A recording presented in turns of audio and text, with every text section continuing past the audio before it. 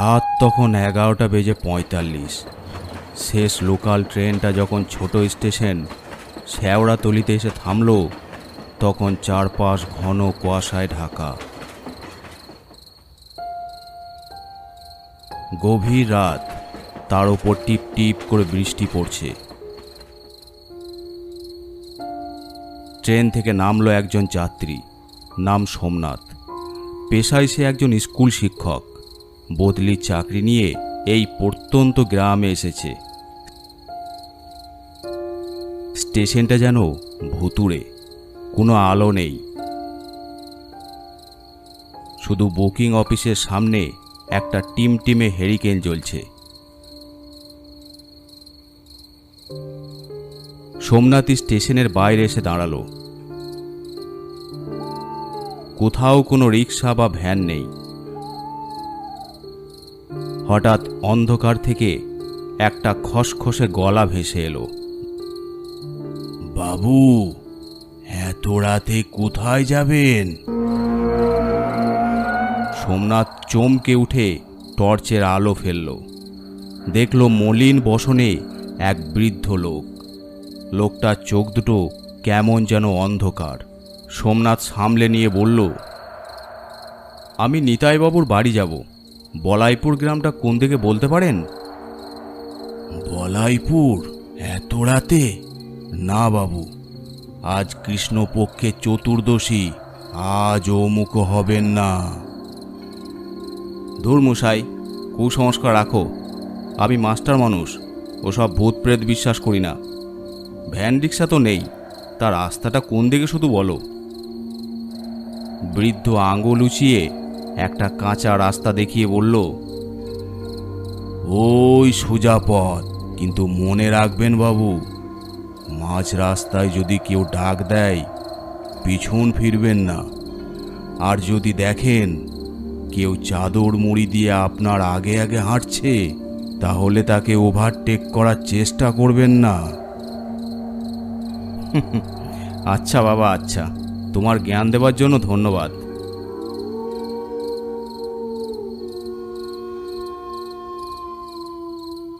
সোমনাথ আর কথা না বাড়িয়ে হাঁটতে শুরু করলো।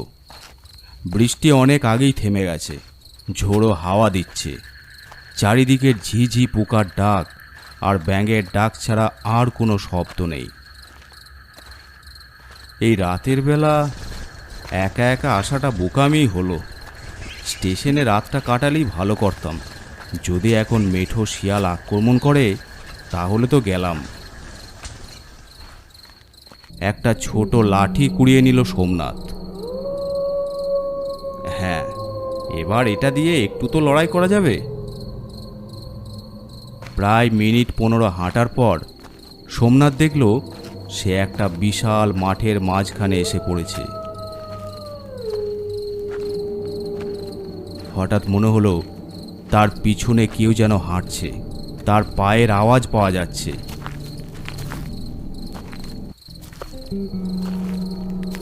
সোমনাথ দাঁড়িয়ে পড়ল। পিছনে শব্দটাও বন্ধ হয়ে গেল। সোমনাথ একটু জোর গলায় চেঁচিয়ে বলল, কে কে ওখানে? কোনো উত্তর এলো না। সোমনাথ আবার হাঁটতে শুরু করলো। এবার পিছনের শব্দটা আরো জোরে হতে লাগলো।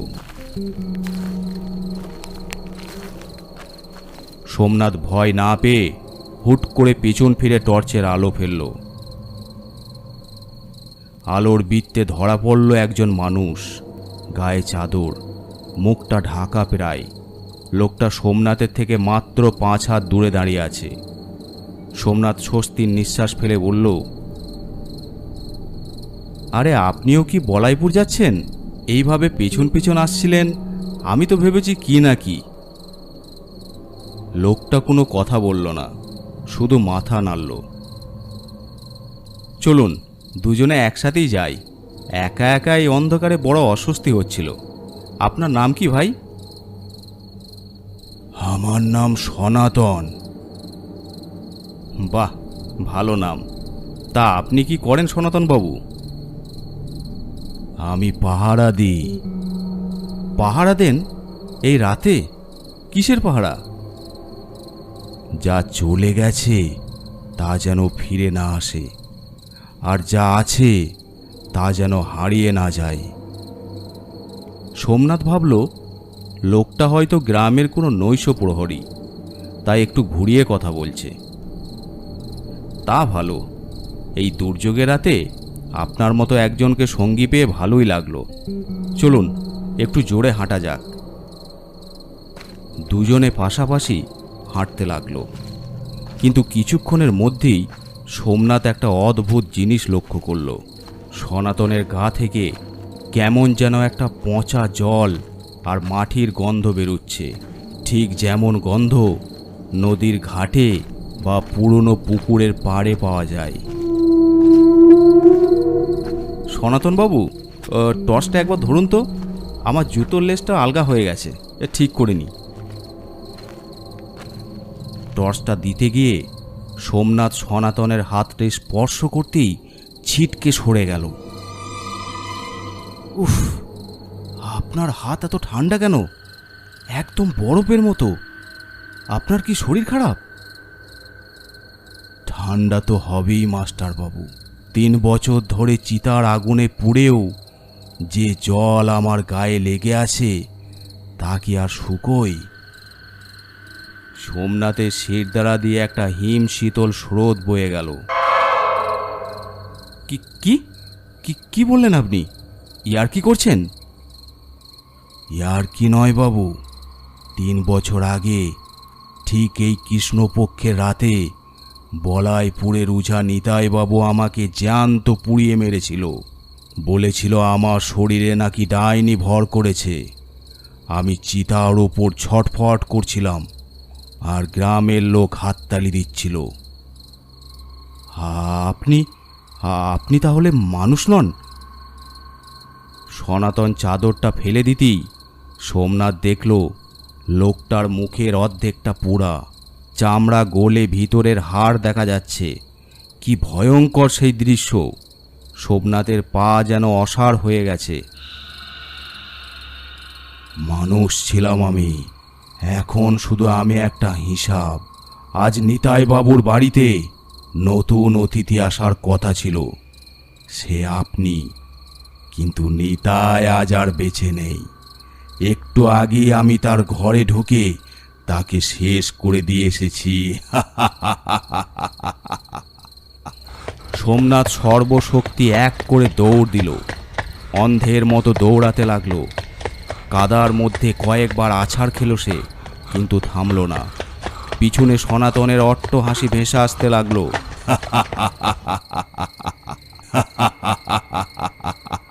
দৌড়াতে দৌড়াতে কখন যে সে বলাইপুর গ্রামের ভেতরে ঢুকে পড়েছে সে নিজেও জানে না।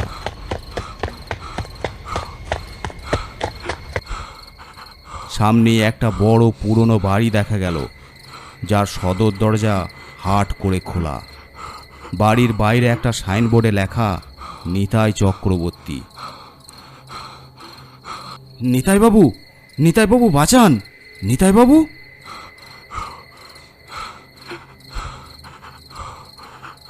ভেতরে কোনো আলো নেই। টর্চের আলো জ্বালতেই সেখানে যা দেখলো তাতে তার চিৎকার গলাতেই আটকে গেল। ঘরের মাঝখানে একটা চেয়ারে নিতাই বাবু বসে আছেন, কিন্তু তার মাথাটা ঘাড়ের ওপরে নেই, সেটা উল্টো দিকে মুচড়ানো। চোখ দুটো ঠিকরে বেরিয়ে এসেছে। মেঝেতে তখনও তাজা রক্ত গড়িয়ে পড়ছে। সোমনাথ ভয়ে মেঝেতে বসে পড়ল। তার চোখের সামনে নিতাই বাবুর বিভৎস মৃতদেহ। ঠিক তখনই ঘরের দরজায় এসে দাঁড়ালো সনাতন, তার হাতে একটা রক্তমাখা কাস্তে। বললাম না, নিতাই আজ আর বেঁচে নেই। সোমনাথ ভয়ে ভয়ে বলল, আমাকে মেরো না সনাতন বাবু, আমি তো এই গ্রামের কেউ নই। আমি আজই প্রথম এসেছি, আমি কোনো অন্যায় করিনি। এসো আমার সাথে। সনাতন সোমনাথকে নিয়ে একটা গাছের সামনে এসে দাঁড়ালো।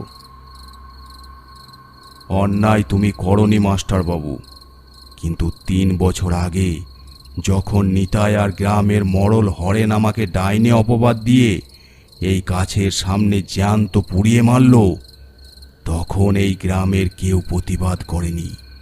সবাই তামাশা দেখেছিল। আজ নিতাইয়ের পাপের ঘড়া পূর্ণ হয়েছে, তাই তাকে আমি শাস্তি দিয়েছি নিজের হাতে। কিন্তু আমার ভিতরের আগুন তো এখনো জ্বলছে। এই গ্রামের কাউকে আমি ছাড়ব না। সোমনাথ বুঝল, শুধু ভয় পেয়ে পালালে আজ আর রক্ষে নেই। সে নিজের ভয়কে জোর করে চেপে সেই ভয়ঙ্কর মূর্তির দিকে তাকিয়ে বলল, সনাতনবাবু, তুমি যা বলছো তা যদি সত্যি হয়, তবে তোমার সাথে চরম অন্যায় হয়েছে। কুসংস্কারের নামে যারা তোমাকে খুন করেছে তারা অপরাধী, কিন্তু এভাবে একের পর এক মানুষকে মেরে তুমি নিজে কি শান্তি পাচ্ছ? 3 বছর ধরে এই ক্ষোভ আর ঘৃণার আগুনে পুড়ে তোমার আত্মা কি মুক্তি পেয়েছে? সোমনাথের মুখের এই নির্ভীক কথা শুনে সনাতন থমকে গেল। কাস্তে ধরা হাতটা সামান্য কেঁপে উঠল। মুক্তি? আমার তো কোনো বিচারই হয়নি মাস্টারবাবু। আমার বুড়িমা এই শোক সহ্য করতে না পেরে মারা যায়, আর খুনিরা বুক ফুলিয়ে গ্রামে ঘুরে বেড়ায়। আমি কিভাবে শান্ত হব? আমি তোমাকে কথা দিচ্ছি সনাতনবাবু, আমি একজন শিক্ষক। আমি এই গ্রামে এসেছি আলোর দিশা দেখাতে। আমি নিজে দাঁড়িয়ে থেকে তোমার খুনিদের আইনের কাঠগড়ায় দাঁড় করাবো, কিন্তু তার জন্য তোমাকে এই হিংসা ছাড়তে হবে। আমাকে একটা সুযোগ দাও। ঠিক আছে মাস্টারবাবু, আমি তোমাকে কাল ভোর পর্যন্ত সময় দিলাম। যদি তুমি তোমার কথা রাখতে পারো তবে বলাইপুর গ্রাম আবার শান্ত হবে, আর যদি না পারো তবে কালকের সূর্য তুমি আর দেখতে পাবে না। পরদিন সকাল। বলাইপুর গ্রামে তখন হইচই পড়ে গেছে। কবিরাজ নিতাই চক্রবর্তীর ঘরে তার বিকৃত লাশ পাওয়া গেছে। গ্রামের মরল হরেনবাবু কপালে হাত দিয়ে গাছতলায় বসে পড়ল। সর্বনাশ হয়ে গেল রে! সনাতনের ভূত আবার ফিরে এসেছে। নিতাইকে শেষ করলো, এবার আমাদের পালা। গ্রামের মানুষ যখন ভয়ে কাঁপছে, ঠিক তখন পুলিশ ভ্যান নিয়ে গ্রামের বুকে এসে হাজির হলেন সোমনাথবাবু, তার সাথে জেলা পুলিশ অফিসার আর কনস্টেবল। মরল হরেনবাবু সোমনাথকে দেখে অবাক হয়ে বলল, আরে মাস্টারবাবু, আপনি পুলিশ নিয়ে কি ব্যাপার? ব্যাপার খুবই পরিষ্কার হরেনবাবু। 3 বছর আগে আপনারা কুসংস্কারের অজুহাত দিয়ে এই গ্রামের এক নিরীহ মানুষ সনাতনকে পুড়িয়ে মেরেছিলেন, মনে আছে? নিতাই চক্রবর্তী ছিল তার মূল চক্রী, আর আপনি ছিলেন তার প্রধান সহযোগী। সনাতনের জমি আর সম্পত্তি হাতিয়ে নেওয়ার জন্যই আপনারা তাকে ডাইনি অপবাদ দিয়ে খুন করেছিলেন। এসব এসব আপনি কি বলছেন মাস্টারবাবু? ও তো ভূতের কাণ্ড। ভূত নয় হরেনবাবু, ভূত মানুষের মনের ভিতর থাকে, আর সনাতনের অতৃপ্ত আত্মা যা করেছে তা আপনাদেরই পাপের ফল। সোমনাথ পুলিশ অফিসারের দিকে তাকালো। সোমনাথ আসলে রাতেই মোবাইল থেকে থানায় যোগাযোগ করে সব ঘটনা জানিয়েছিল, এবং 3 বছর আগের সনাতনের নিখোঁজ ডায়েরির ফাইল খোলার অনুরোধ করেছিল। পুলিশ তল্লাশি চালিয়ে মরলের বাড়ি থেকে সনাতনের জমির জালিয়াতি করা দলিল উদ্ধার করে। গ্রামবাসীদের অনেকেই এতদিন ভয়ে মুখ খুলেনি, কিন্তু শিক্ষকের এই সাহস দেখে তারাও একে একে হরেন মরলের বিরুদ্ধে সাক্ষী দিতে এগিয়ে এলো। পুলিশ তৎক্ষণাৎ হরেন আর তার সাথে জড়িত আরও 3 জনকে গাড়িতে চাপিয়ে নিয়ে চলে গেল। সোমনাথ গ্রামের শেষে সেই গাছের কাছে গিয়ে দাঁড়ালো যেখানে সনাতনকে পোড়ানো হয়েছিল। সনাতনবাবু, তোমার খুনিরা আজ শাস্তি পেয়েছে। এবার তুমি শান্ত হও, তোমার আত্মাকে কুসংস্কারের এই অন্ধকার থেকে মুক্ত করো। ঠিক তখনই একটা মৃদু ঠান্ডা বাতাস সোমনাথকে ছুঁয়ে গেল, কিন্তু এবার সেই বাতাসে কোনো পচা গন্ধ ছিল না, ছিল চন্দনের সুবাস। গাছের ওপর থেকে একটা চেনা গলা ভেসে এলো। ধন্যবাদ মাস্টারবাবু, আজ 3 বছর পর আমার শরীর আর মনের সব আগুন জোড়ালো। আমি চললাম। সোমনাথ হাসল। সে জানল বলাইপুর গ্রামে আর কোনো কৃষ্ণপক্ষের রাতে প্রহরীর প্রয়োজন হবে না। কুসংস্কারের অন্ধকার কেটে গেছে, এবার সেখানে শিক্ষার আলো জ্বলবে। সোমনাথ দৃঢ় পায়ে তার নতুন স্কুলের দিকে হাঁটতে শুরু করল। আজকের গল্পটি আপনাদের কেমন লাগলো অবশ্যই কমেন্ট করে জানাবেন। আর যদি ভালো লেগে থাকে অবশ্যই চ্যানেলটি সাবস্ক্রাইব করে দেবেন।